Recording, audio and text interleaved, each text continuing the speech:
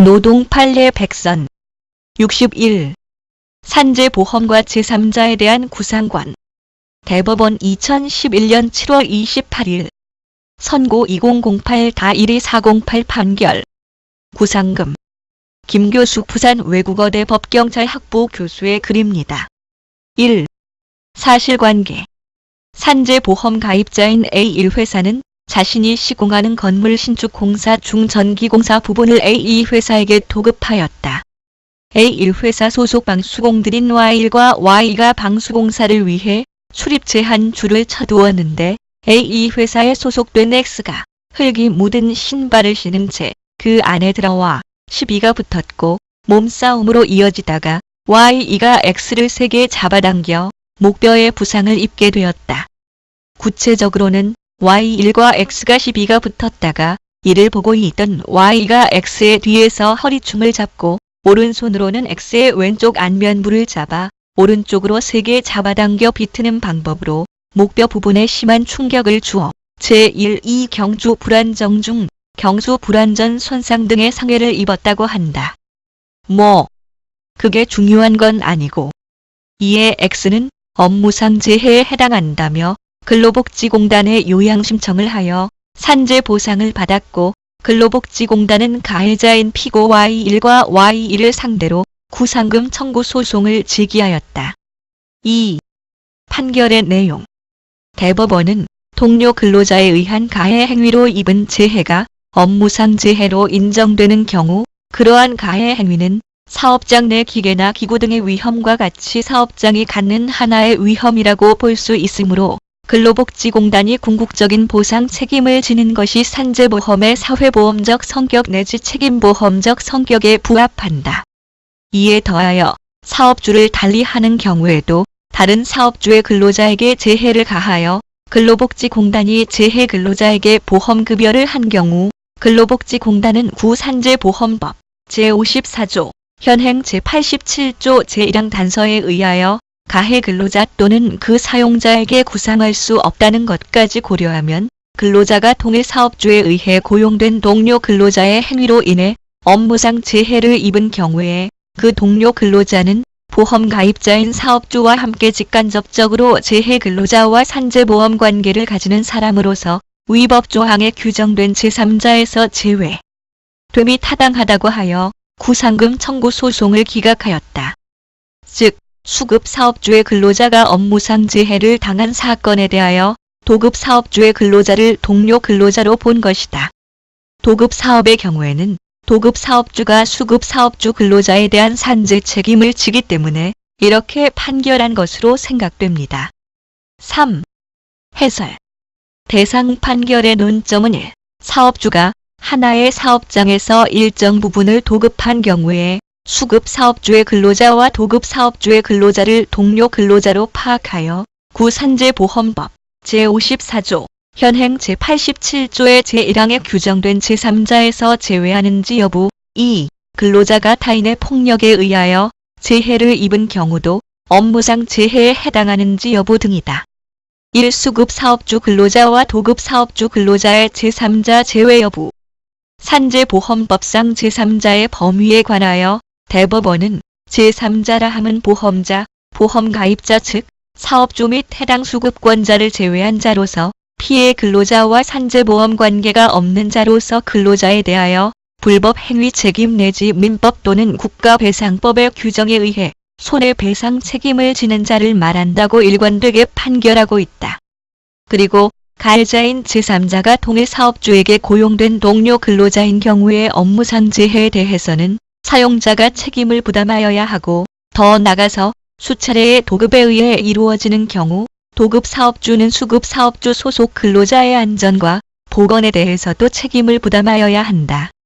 이런 취지에서 산업안전보건법 제29조에서도 도급 사업주는 그의 근로자와 수급인의 근로자가 같은 장소에서 작업을 할 때 생기는 산업재해 예방을 위한 조치를 해야 한다고 규정하고 있고 산안법 제18조에서는 도급 사업주가 그 사업의 관리 책임자를 안전보건총괄 책임자로 지정하여 자신의 근로자와 수급 근로자가 같은 장소에서 작업할 때 생기는 산업재해 예방 업무를 총괄 관리하도록 규정하는 등 도급 사업주의 수급 근로자에 대한 안전 보건 책임을 명시하고 있다.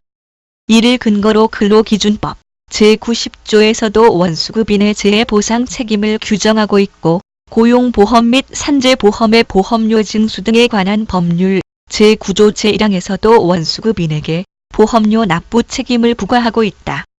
따라서 특별한 사정이 없는 한 도급 사업주 근로자와 수급 사업주 근로자 사이에 발생한 업무상 재해에 대해 수급 사업주는 구산재보험법 제54조, 현행 제87조, 제1항의 제3자에서 제외해야 한다. 이 판결에서 도급 사업주 A1은 수급 사업주 소속 근로자인 X에 대해서도 보험 가입자의 지위에 있는 이상 가해 근로자인 Y1과 Y2 및 피해 근로자인 X는 보험 가입자인 A1과 직간접적으로 산재보험 관계를 가지는 사람으로서 동료 근로자로 파악하고 제3자로 봐서는 안 된다고 판시한 것은 당연한 결론이라 할 수 있다.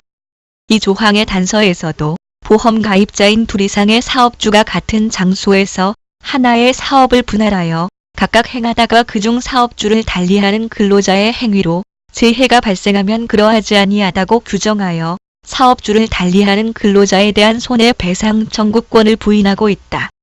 이 근로자가 폭행으로 재해를 입은 경우 업무상 재해에 해당하는지 여부. 산재보험법은 업무상의 재해란 업무상 사유에 따른 근로자의 부상, 질병, 장애 또는 사망을 말한다고 규정하고 있고, 업무상 재해의 인정 기준에 관해서는 입법 제37조에서 규정하고 있다.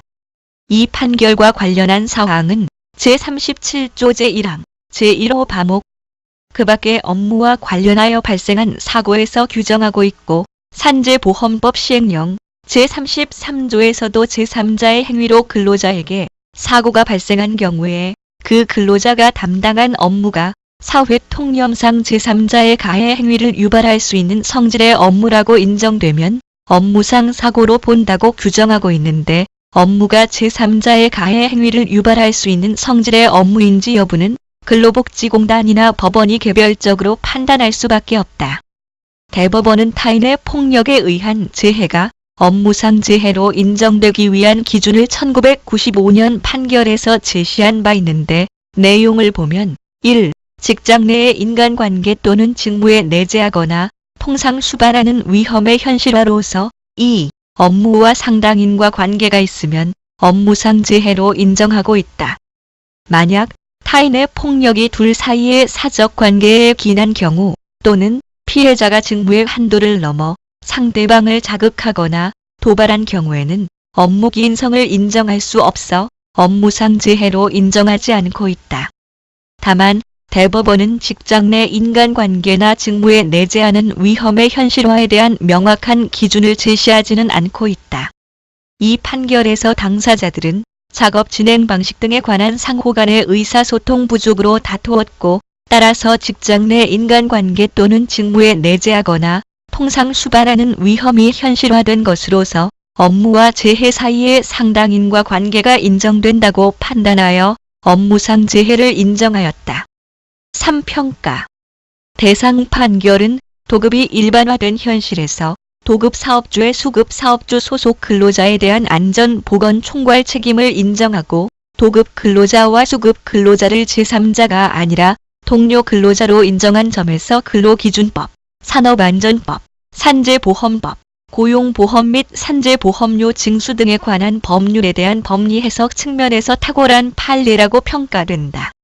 또한 동일 사업장에서 도급인과 수급인이 고용한 근로자를 동료 근로자로 파악하고 이들 사이의 가해 행위도 사업장 내 기계나 기구 등의 위험과 같이 사업장이 갖는 하나의 위험이라고 보아 그 위험이 현실화된 업무상 재해에 대해서는 근로복지공단이 궁극적인 보상 책임을 지는 게 산재보험의 사회보험적 성격, 책임보험적 성격에 부합한다고 판시하면서 가해자인 동료 근로자에 대한 구상권을 인정하지 않은 것은 산재보험법의 법리에 충실한 판결이라고 평가된다.